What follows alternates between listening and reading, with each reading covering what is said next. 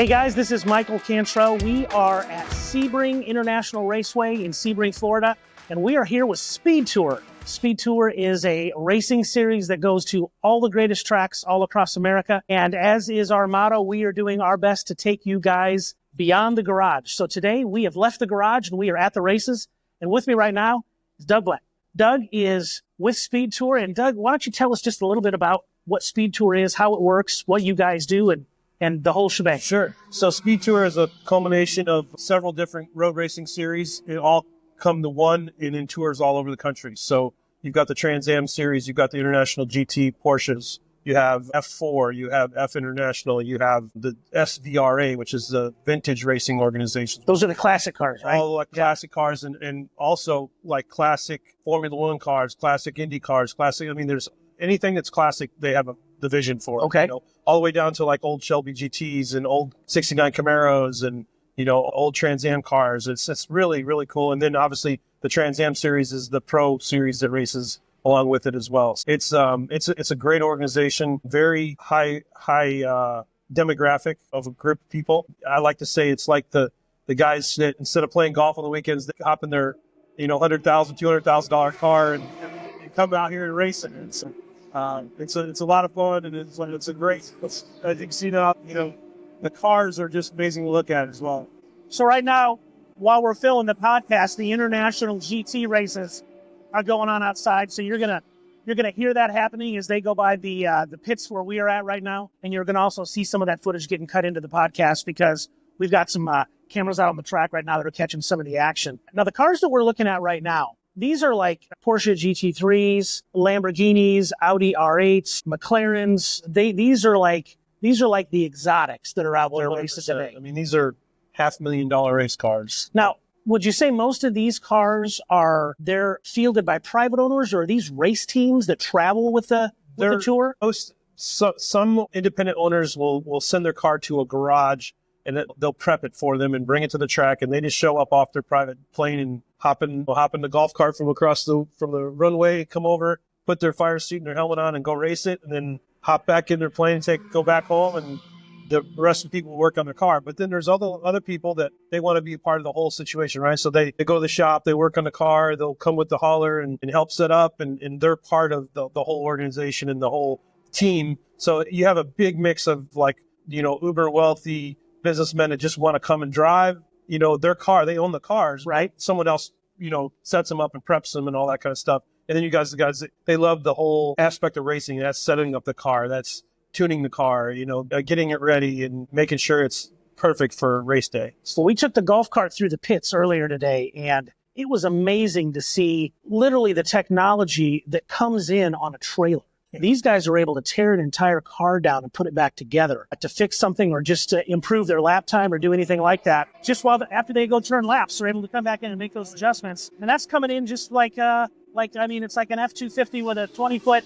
trailer behind it. They got everything in it. It's amazing. So the driver feedback, especially somebody that's driven these cars before, and they know what it's doing. You only need a couple laps to know, you know, where your car's off at. You know, a well-educated race person that's been around it for years, he can come right in and tell his crew chief, hey, we got to do this, this, and this because it's pushing in these corners or it's loose in this corner, and they'll know exactly what to fine-tune it. So it's, you know, there's a happy medium when road racing is there's so many different corners. There's low speed turns, there's high speed turns, there's off camber turns. So you kind of have to find that balance where it works good in all areas, or it works really, really good in certain parts of the track, and you might give up a little in the other parts. You got the give and take of where you really want to make a difference versus where you can afford to be a little loose, if you would. Well, Next Gen, which obviously I'm the CEO of, is sponsoring Speed Tour this year. We are Speed Tour's actual first automotive aftercare product to be on board sponsoring from a detailing perspective. So every one of these cars that's out here obviously not only wants to go as fast as they can, but they want to look as good as they can. And Doug tracked us down at SEMA this year where we met, and they engaged us to get involved and become one of their title sponsors, the only automotive aftercare sponsor that Speed Tour has. So we're super excited to be here. This is the first race of the year. We've been on site basically for a day and a half, and it's overwhelming what all's going on here. And like you said, getting to see everything from an old Shelby Cobra to an international GT, exotic car And we were watching just a few minutes ago, and we saw what looked like an IMSA Cadillac out on the track, turning laps. I mean, those cars are doing 200 miles an hour. And so the great thing is, though, once they get back into the pits, I'm watching them all take their stuff apart, and everybody wants to grab our products and use them to clean the cars up because obviously they want the cars to look good for the crowd when they come by. The motorsports family is the most loyal in all sports. By you guys being the first ever car care product sponsor in this group, I see a lot of people are going to cling to this and really make you guys' products part of their everyday routine, not only at the racetrack, but back at the shop as well. Well, we are super excited to be here, and not just because we're sponsoring it, but man, I'll tell you what, the action on the track is just unbelievable. And watching these guys maneuver around here and seeing how they operate at so many various levels, because obviously the guys that are driving 1970 Mustang, they're driving a completely different machine at a completely different speed than somebody who's out here in a Trans Am Series car. And these Trans Am Series cars, I mean, I look at that and I feel like I'm watching a NASCAR race on a road course. Yeah. Because that's kind of what it feels like. It's 800, 900 horsepower, just a raw American muscle car, but it's purposely road racing built car, and these guys, and you see former NASCAR driver, Paul Menard and Paul Gentilozzi and some of the biggest names in all of road racing here to this weekend, Now, speaking of the Trans Am Series, we got a really special event tonight. Yes. So we're going to be attending. It is the Trans Am Series Hall of Fame induction. What can you tell us about that? So the Trans Am Series has never had a Hall of Fame. And Tony Perella, you met Tony. Yep. He's the founder of this speed tour organization. And he wanted to honor the Trans Am Series by starting a Hall of Fame. And this will be its very first inductee class. We're going to be a part of history tonight because we're going to be there. Any idea how many drivers are going to get inducted in this first round? 4 or 5. 4 or 5 going in tonight. And I know we got some of the biggest names in motorsports coming in to be here to honor these guys. Of course, we're right next to Sebring International Airport, and I'm pretty sure that I heard Roger Penske's flying in for the event because he believes in the Hall of Fame for the Trans Am Series so much. He wants to be here to be part of the presentation. He actually started his career. Is that right? Yeah. He had a Sunoco-sponsored 67 or 68 Camaro that he actually drove, blue number 8, and it had Sunoco sponsorship on it. And him, and then later Donahue drove it. Okay. Yeah. So Mark Donahue, and then Mark Donahue became his IndyCar driver down there. Right, exactly. So, Roger's roots go way, way, way back. And this was his first professional racing that he ever did was in the Trans Am Series. Well, it's amazing when you talk about a guy like Roger Penske because he's everywhere in motorsports. Yeah. There's not a part of motorsports that he doesn't touch. He's been involved in everything from Trans Am Series to Indy. They were at the 24 Hour of Rolex. They do all the road races. He's all over. He's even in Australia in the Super V, I forget what they call it. It's like the NASCAR of Australia, but it's all road racing. Okay. They have a team over there too. It's just insane. And I know that obviously back in the day, he was instrumental, as were you, in building the California Super Speedway, the 2.5 mile Super Speedway in Fontana. I had the pleasure of working for Roger when we built the California Speedway and then stayed there a couple of years. And then we bought the Homestead Miami Speedway down in Florida. Okay. And then Roger asked me to move down there and kind of oversee that transition of us taking that track over and getting our first Cup race there. Is that right? Okay. It was a lot of fun. I learned a lot working for Roger. Just the class and the way he runs his organization is something that's really embedded into my business career, the rest of my career. Now, when you talk about Miami Homestead, I think a lot of people think of Formula One, even though they don't race at that track. But at one point they did, I believe. Now they've moved it to They used to race in the streets. They used to race in the streets, and now they have a track that actually runs around the stadium. Correct. In the parking lot. You guys have Formula 4 and Formula International that runs at these events. And those are, would you consider those the minor leagues or the... It's a miniature version of a Formula 1. Okay. Yeah, so if you want to be a NASCAR driver, you start, in the Truck Series or the Xfinity Series, and you try to become a Cup driver. If you want to be a Formula 1 driver, you usually start in go-karts, and then they transition into Formula 4 cars, which is just a little bit shrunken down version of a Formula 1 car. Got it. And if you start dominating in that, then you're going to get a ride into Formula 1. Okay. Yeah, and we see guys in that Formula 4 series. That's where you're really seeing the young guys, the up-and-comers. You have 14, 15, 16-year-olds that are racing there. And it's funny because sometimes they're not old enough to have a driver's license to drive on the street, but they can drive on the track at 200 miles an hour. $250,000 race car. Exactly. They can't rent a car, but they can drive one. Yeah, they can't rent a car, but they can drive one. So do you have any favorites out here? You've been doing this, I know, for a while. Every year, do you see people that you think, I just love watching these guys come out? Yeah, in complete transparency, I've been more involved with the oval track racing most of my career, between dirt racing and NASCAR, IndyCar aspects when I was with Penske. So as of last year is when the first time I kind of got involved with the road racing.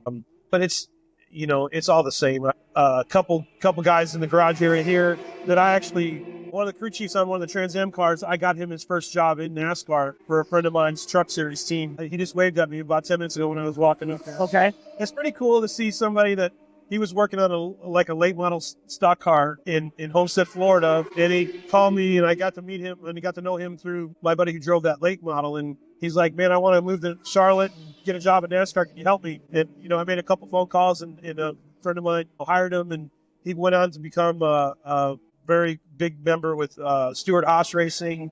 He won a championship with Kevin Harvick. And then now he's a crew chief on Trans Am cars. He didn't want to travel 36 weeks a year. His Am series is only 13 weeks a year, so he kind of wanted a little lighter of a travel. Yeah, and he's about my age, so he's in his starting to get his early 50s now. So he wants to get off that road and have some fun. Now, talking about the travel schedule, I think one of the things that makes the Speed Tour series so great are the tracks that they race in, because it's really the best tracks in America. Can you walk us through? I mean, we're at Sebring for the kickoff race. Yeah. I think from here you guys go to New Orleans. I think Road Atlanta. No, I think New Orleans is in the middle. Then you go to Road Atlanta, which is where they have the Petit Le Mans there. And then you guys hit just a plethora of famous tracks across America. What are some of the tracks that you're looking forward to seeing this year? Laguna Seca, I'm looking forward. We're having the All-Star race out there. Just being out in that area, Carmel, and the whole area of that is pretty cool. So I'm excited about that one because I've only been that track once in my whole life because the NASCAR Tour never went, but the old NASCAR Winston West Racing Series used to go there. Okay. And a friend of mine that I used to help, he actually won the Winston West race back in probably 1999 or 2000. So I haven't been there since then. So I'm looking forward to going to Laguna Seca. And when they go to Sonoma, they go to Laguna Seca, they go to Watkins Glen, Indianapolis Motor Speedway. I mean, just some of the Lime Rock Raceway Park. Classic racetracks in America. The biggest and best known road racing facilities in the country they go to. Now, when they do a track like Indianapolis, which is obviously, it's an oval. Well, it's not really an oval. It's more of a rectangle. They would consider that an oval. They extend the course and take a road course through the infield there, right? Formula One ran there probably 5 years of that infield road course. Okay, gotcha. The NASCAR even any road course. So, okay. Yeah, so it's Formula One quality facility. So. Similar to the way they do it in Daytona, where they run the tri-oval, but then they cut into the infield and you have a road course. Ironically, at Indy, they go backwards. So when you go across the bricks on the front straightaway, you're actually going in reverse than you would be on the oval when you're turning left. Is that right? So you finish the race, go in the opposite direction, and then the Indy 500 does. Yes. Amazing. Or the Brickyard 400. Or the Brickyard 400 for the NASCAR fans. So you've been involved with Speed Tour now for about a year. Mm-hmm. You've had a chance to get your feet wet. You traveled to several of the events last year. Yes. And obviously we see you guys at all of the big automotive events. We see you at the SEMA show. We see you at several of the other big events that are around the country. PRI is a big one. And it's interesting because as a brand new sponsor to the tour, we're walking around today and we're looking at all the other sponsors, and man, there are some great sponsors that are here, whether it's some of the several tire manufacturers that are here, or whether it's some of the retail outlets that you guys have that are involved with the racing tour. Great sponsors that really seem to embrace this and get together, and they're not just showing up and putting their name on a flag, but they're actually out here participating and being a part of the event. And then we also have car shows with all the events too. So not only do you have the cars that are on the track competing, then you have the people that have their pride and joys that they're going to shine up and take on Saturdays for the next gen car show. We were talking with the person who kind of runs the car show earlier today, and she said there's going to be about 220 participants in the car show. Next Gen is going to be giving out the Rise and Shine Award, which is like, if you would, that's like the Best in Show award for the car that just looks the best, and not just looks the best, but maybe has the best story that goes along with it, right? I know last year there were some great stories that came out of the car show winners. A third-generation driver, or a car that's been at Sebring, or a car that won at Indy, or a car that won at Daytona. And now they've got these cars out here and they're showing them off to everybody. And from everything I understand, the car show it pulls pretty hard against the races for people wanting to walk over and look at the cars, because these guys are going to be out here at 8 o'clock in the morning. And of course, Next Gen will be out there right with them. We're going to be making sure they've got all the products they need to make sure that after they get the car here to the track, they can shine it up and make it look as good as it possibly can. And I think that award goes around, I think they're going to give those awards out around 2 o'clock tomorrow afternoon. So it'll be in between some of the races. But yeah, that looks like it's going to be fantastic. Yeah. And that's sponsored by Haggerty, if I'm correct. Yes. Is that right? Yes. Haggerty has been involved with the car show aspect of Speed Tour for many years. Okay. And then obviously you guys coming on as car care products, it just dovetails perfectly into, that demographic of these people that, those are their babies out there. They want them to look as amazing as they possibly can. And they want to be part of events like this because they know that amazing automotive enthusiasts are here, not only for the racing side, but to look at these amazing cars. Yeah. So, like I said, the motorsports person is such a loyal product consumers. They see you guys are involved with the sport, and they have a choice between a normal someone else's product and yours. They're going to pick yours because you are a part of something they have extreme passion for. So I think you guys are going to, do really well. And I'm excited about not only the car shows, but all the events that's going to take place. The other cool thing about Speed Tour is, you go to a NASCAR race, you as a fan, you can't go in the garage and watch these guys work on these cars. When you come to a Speed Tour event, your ticket to get in is the same as a pit pass. You can literally walk right up to Paul Menard and watch him get out of the car and the crew start working on his car and taking the tires off and tuning the engine. And, you get to see that right there in front of you. But you were just talking about your ticket doesn't just get you into the races. It actually gets you all access. That's one of the things that we were dealing with as a team when we got here is we've been enamored with the fact that we can go right into the pits and see these guys and talk to them up close, and they're answering questions, and they're walking us through everything that they're doing, and they're super friendly and they're great. And it's been amazing. And that doesn't matter whether you're talking to a guy that's got a vintage car or whether you're talking to somebody who has one of these Trans Am series cars that's out here that they've got hundreds of thousands of dollars into. And obviously, while we've been filming the podcast today, I think we started off with the International GT guys, and now we got the Trans Am guys on the track. So they're even louder than the International GT guys were. And even though you guys that are watching the podcast can't see this, I can actually say to you that I actually saw my first dumpster fire a second ago. They've got a dumpster out here on the infield of the track, and I think that they're probably putting maybe old tires or something in there. And looks like something caught on fire. I looked over a minute ago. I was like, oh my God, what's on fire? It's literally a dumpster. Saw a dumpster fire. So one of the things I think that makes Speed Tour so interesting is the dynamic range of racing series that you guys have. And I know this year a brand new to the series is going to be the Optima Drift series. Those guys are going to be coming in. So you're really catching all these different racing demographics that you're able to bring in. A kind of a younger skew demo in. Yeah. To that, combines your guys that are road racers that are used to, hardcore road racing too. So it's a pretty, like I said, the diversity is like any other organization in the country. Well, I know you were mentioning it earlier. We talked about how some people hang art on the wall. Most of these guys get in it and race the yards. Yeah. Which in actuality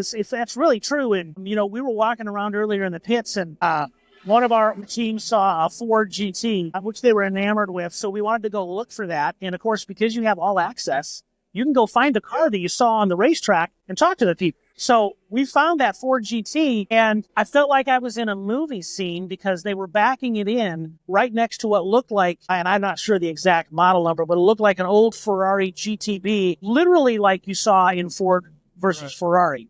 And I was shocked. I was like, oh my God, why this car is here? And you talk about Tart. That's a car that even in the movie, I think they referenced the fact that when they saw that first Ferrari come out, they said, well, if it was a beauty contest, we just lost, because those Ferraris are so amazing and so beautiful. There's a little bit of everything. Like I said, you can see 50-year-old cars that race. And like I said, talking about if these walls could talk, it's like, if these cars could talk and tell you where they came from and how being, and then all the steps along the way to where it is in 2025 racing here at Sebring. It's really, really cool when you think about it. I know that you're a year in to working with the tour, and you're pretty well acclimated. And obviously your racing history beyond Speed Tour it's a mess. You've been doing it for your whole career in some aspect, whether it's been working with Penske or working with NASCAR or working with any of the other leagues. But can you talk to us a little bit about how Tony got everything going? What he did when he first started? Because I think if I remember correctly, you were saying that he initially bought it's the SVRA, right? Yes. That he bought that racing series so that he could kind of revitalize it and bring it back to its glory. He was a racer in that series. Okay. And then, like I said, he sold a public traded company, and in his either late 40s, early 50s, wondered what he's going to do. He's financially pretty well off, so he's like, "Hey, I want to take this to the next level and buy this series." So, 13 years ago, he bought SVRA, and now it's kept adding new pieces to the puzzle every year. Adding the Trans Am series, adding the Formula 4 F4 series, and then combined with the SCCA, and all these different moves that he's made. Has turned Speed Tour into what it is today with, 7 different racing organizations all into one. I think you used a term earlier where you said he's trying to create a festival of speed atmosphere every weekend. And I think that really resonates with us, because what we're seeing, even just being here for this first day and a half, is there's a little bit of everything. Yep. And I don't think that the guys that are coming out here to watch the classic cars are disappointed when they look at the international GT cars going around the track. And the guys that are out here to watch the guys that are in the prototype series, they're not disappointed when they're watching the Trans Am cars go around the track. Then a lot of these younger kids that are coming up from go-karts and racing local dirt tracks or racing local asphalt facilities, with NASCAR now being a lot of more road coasters than they ever used to be. Now, Toyota, Chevy, and Ford, all three are basically bringing some of these young up-and-coming kids up through Trans Am 2 so they can get that road racing part of their future NASCAR career. Okay. So, like Hunter Zillich, who is racing for Dale Jr., he started here when he was 14 years old. Sammy Smith, all these guys that you now see are in the Xfinity trucks and Cup. A lot of them came through TA2. Okay, interesting. So right now we're watching one of these Trans Am series comes in. Guys, we're sitting right above the pits. So we're looking at this car. It looks like they've taken off the back of the body because this is a mid-engine car. So they've got it in the pits right now. They're doing a little work on the engine, which is kind of interesting to see because we're in the practice sessions right now. So they don't really have a full pit crew out here yet. They've just got guys right here to help them tweak things and make things look a little bit better. And as you said earlier, they only need a lap or two to turn, and they can tell you what's wrong with the car. Yes. And so it's kind of interesting to see these guys come in and have to do some tweaks on the car before they go back out. And I'm going to go out on a limb and say this is the loudest series that we're going to hear all weekend. Bar none. Yeah, the TA1 series is definitely the loudest. So how fast do these cars go? Oh, they're 200 mile an hour down these straightaways. 200 mile an hour. And are these like 600-700 horsepower engines? 900. 900 horsepower. So you can have a kid feasibly that doesn't have a license to drive a Camry on the street, but he could be out here racing in a car that's going 150 miles an hour. Maybe not in this series, but in some of the other series of the Formula, the F4 series. Those are a lot of the younger kids, right? Okay. These full blown TA cars. I think the youngest person out there is maybe 20. Okay. This is where you're seeing a mix of guys that are racing NASCAR. They're coming back here and they're racing this. Like Kaylee Bryson, she runs midgets. She was just at the Chili Bowl. She's the only girl to ever make the Chili Bowl main event. She's from Muskogee, Oklahoma, and she was a Trans Am champion. Combined drivers, where they have multiple drivers in it. Okay. And I think she's 22 years old. She's going to be a huge star in the future. She diversity going from midgets, sprint cars. What's the big USAC car? Crown. Okay. Yeah, she runs that series. She runs late model asphalt cars. She runs like a little bit of everything. And she won last year at championship. So Crazy. Yeah. Well, listen, guys, Beyond the Garage wants to get you guys beyond the garage. We want to get you out here to the track so that you can experience one of these speed tour events, these festivals of speed that take place over a couple days on a weekend. So I want you to make sure that you're staying tuned to the podcast over the next weeks and months, because this is our first event of the year, but we've got another 12 or 13 to do that are going to take us all the way through Halloween, where we end at COTA in Austin, Texas. So there's going to be a race that's somewhere in your area, I guarantee it. And part of what we're doing at Beyond the Garage is getting you guys out to the races. We're going to be giving away tickets to all these events to get you guys out here, because we want you to be able to experience something unlike any race you've ever been to. Not just where you get to sit in the stands and watch it, but where you get to meet the drivers, you get to see and touch the cars, you get to experience every aspect of the races, and you get to experience such a wide breadth of racing series. So whether you like drift cars or formula cars or classic hot rod cars, or whether you like the Trans Am series cars, there's going to be something for everybody to see, and we want to get you there. So make sure that you are always tuning in and checking out our podcast. And on that note, if you like the podcast, which I hope you do, all I need you to do is hit the like button and subscribe to what we're doing, because that tells us we're doing something right. And if you have ideas or suggestions for what you want to hear in the future, all you got to do is drop a comment below so that we can grab that and add that to the list of things that we want to bring you guys as topics. So for now, this is Michael Cantrell, the CEO of NextGen, getting you guys beyond the garage out to the track with Speed Tour.